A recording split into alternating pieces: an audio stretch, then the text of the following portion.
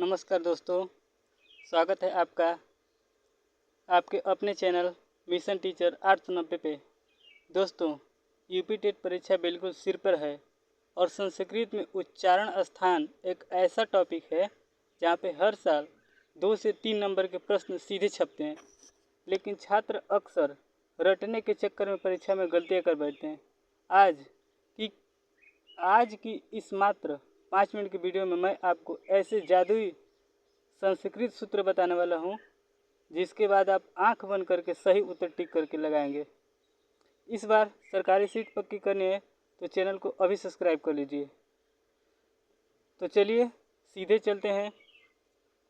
पहले आपको मैं बेसिक फार्मूला बताऊंगा, उसके बाद चलेंगे ट्रिक पे। तो चलिए सबसे पहले बेसिक जान लेते हैं। उच्चारण स्थान संस्कृत में 5 जगह से होता है।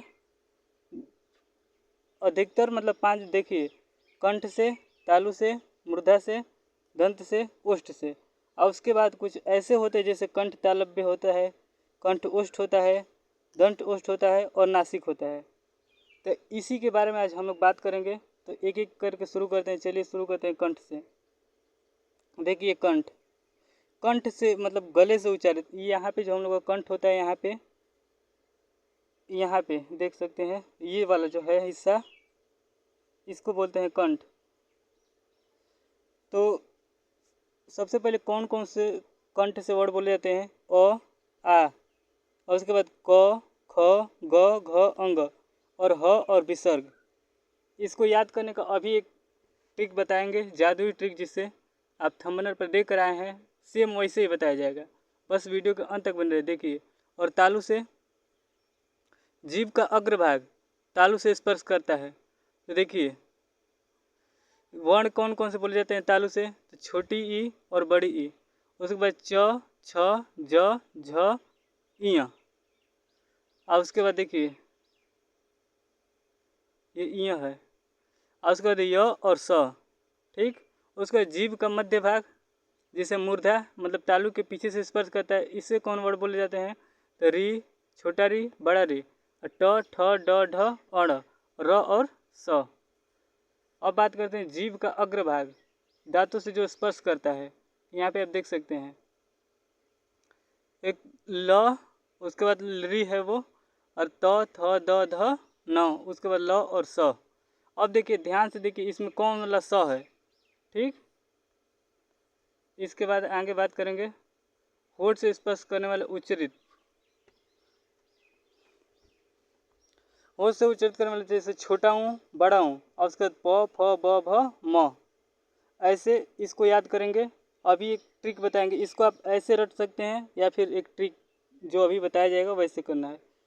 और देखिए कंठ तालु, जिसको बोलते हैं कंठ तालव्य, जिसे संयुक्त अक्षर आता है ए और ए।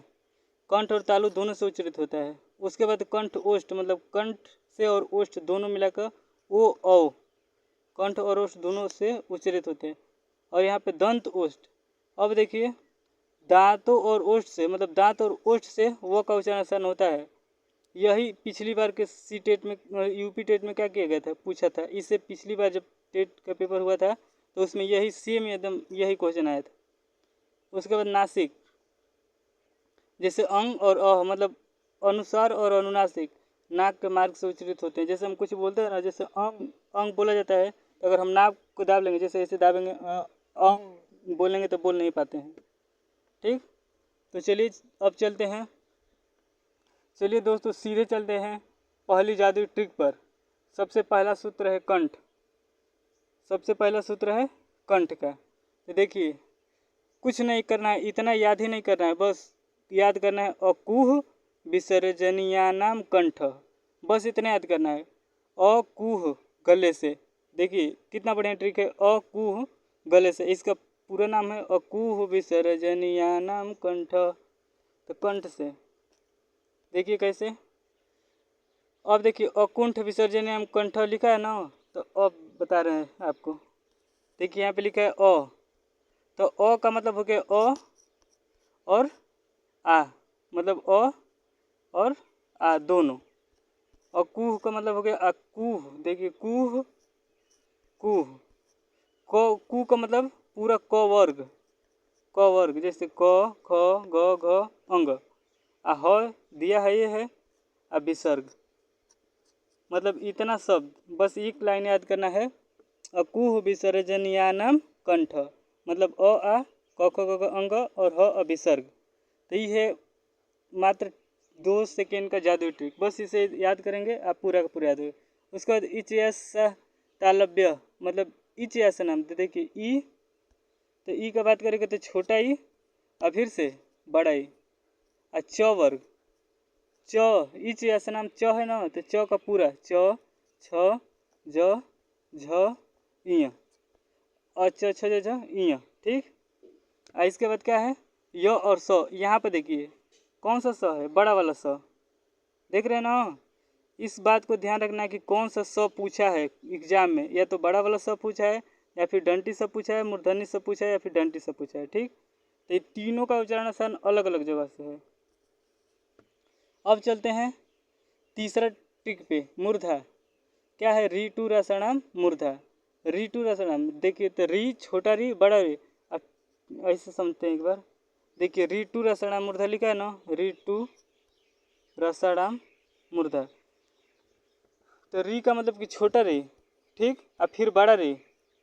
और उसके बाद ट वर्ग, ट वर्ग में जितना आता है ट ठ ड ढ अण, ठीक है। और उसके बाद र और स, ये सब किससे है, मूर्धा से। तो देखिए यहाँ पे ट्रिक है, इसको PDF हम डाल देंगे आपको कम्युनिटी पोस्ट में, आप उसे भी देख सकते हैं। तो ऋतु सनाम मूर्धा। और उसके बाद दंत की बात करें चौथा ट्रिक की, तो ऋतुलसनाम दंत।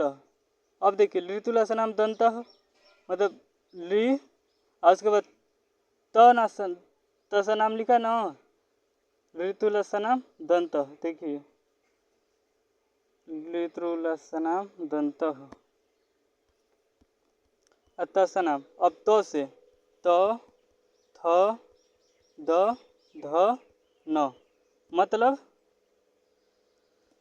कि जितना भी जीव का अग्रभाग दांतों को स्पर्श करता है इसे हम दंत कहते हैं। जैसे इससे बोले जाने वाला है त थ द ध न और ल और स। इस बात को ध्यान रखिए कौन सा वाला स है। इसके बाद बात करेंगे ओष्ठ। ओष्ठ किसे कहते हैं कि दोनों होठों से स्पर्श जो उच्चारित होता है वर्ण, उसे हम ओष्ठ करते हैं।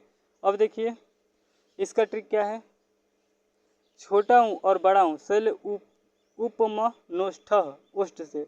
उपमनोष्ठ का मतलब क्या होता है, उपुधमान्य ओष्ठ, ऐसे भी लिख सकते हैं उपधमान्य ओष्ठ। तो उ का मतलब छोटा हूँ और बड़ा हूँ, ठीक। अब प वर्ग, प वर्ग में क्या कहता है, प वर्ग में प फ ब और भ और म, प फ ब भ म, ठीक।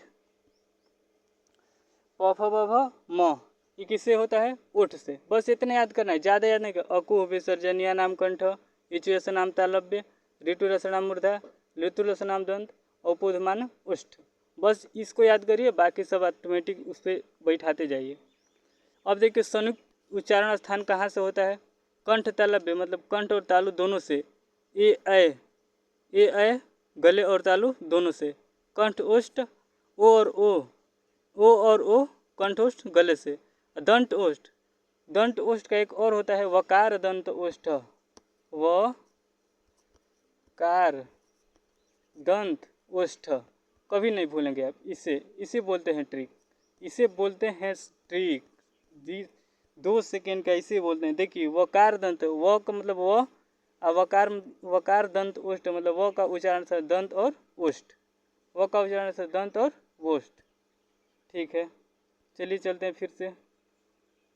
दंत ओष्ठ आप कभी नहीं भूलेंगे। आज इस बात को भी ध्यान रखिए कि यही वाला सेम, एकदम सेम यही बता रहे हैं आपको कि PY की अगली बार UP टेट की पेपर में पूछा था।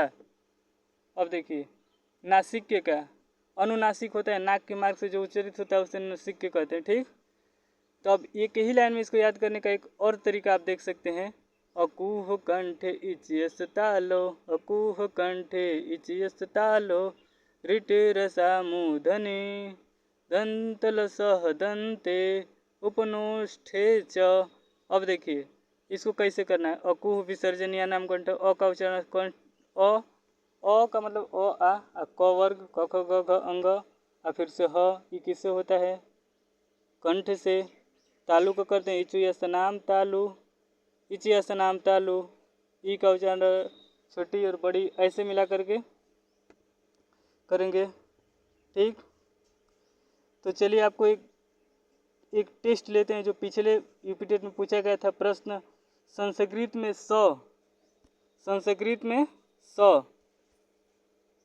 संस्कृत में स मतलब सलजम वाला वर्ण का उच्चारण स्थान क्या है? कंठ, तालु, मूर्धा, दंत। कंठ, तालु, मूर्धा और दंत। इसका उत्तर आप कमेंट बॉक्स में बताइए। तो साथियों, अगर आपको यह जादुई ट्रिक पसंद आई हो तो वीडियो में एक दिल से लाइक ज़रूर करना और कमेंट बॉक्स में मुझे बताइए कि इस वाले स का उच्चारण स्थान क्या होगा। तो हम अगले ही धमाकेदार ट्रिक कोई और टॉपिक पे लेंगे, तो इसलिए चैनल को अभी सब्सक्राइब करके बेल आइकन दबा लीजिए। मिलते हैं अगली क्लास में, तब तक के लिए जय हिंद, नमो नमः। और कमेंट बॉक्स में एक और आपसे रिक्वेस्ट है कि कौन सा स्टार आप देना चाहते हैं। सबसे हाईएस्ट आप बस कमेंट में 5 लिखिए, हम समझ जाएंगे कि आप 5 स्टार देने वाले हैं। थैंक यू आप सभी का।